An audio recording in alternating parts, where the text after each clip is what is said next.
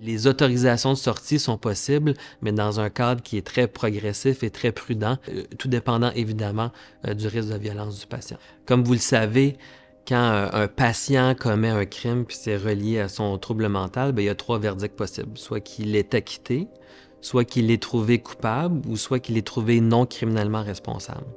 Donc, s'il est trouvé non criminellement responsable, c'est vraiment à cause de son trouble mental qui a fait ce crime-là. Donc ça, c'est vraiment différent que d'être trouvé coupable ou, justement, quand on est trouvé coupable, c'est un régime qui est plus coercitif, punitif, où la plupart des gens qui commettent des crimes graves et qui sont coupables sont en prison avec un régime pas mal plus punitif. Mais quand quelqu'un est non criminellement responsable, c'est une question beaucoup plus de santé. Donc, l'idée du régime de psychiatrie légale, c'est de traiter la maladie mentale qui a fait causer ce geste-là et éventuellement, quand c'est jugé sécuritaire, de le réintégrer dans la communauté.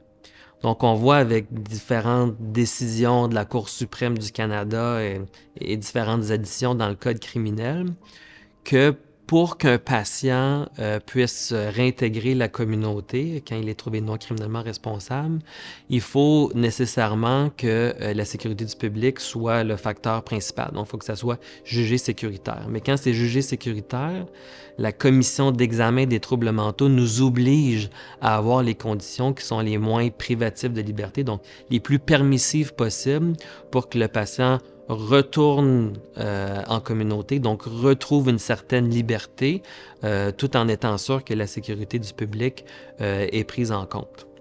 Donc, il n'est pas rare que quand un patient est mieux traité et redevient assez bien, que même s'il est sous un statut de détention à l'hôpital, que progressivement, il retrouve une certaine liberté avec des sorties.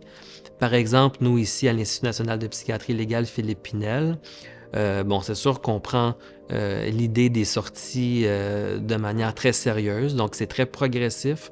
Donc on commence avec des sorties accompagnées avec des membres du personnel.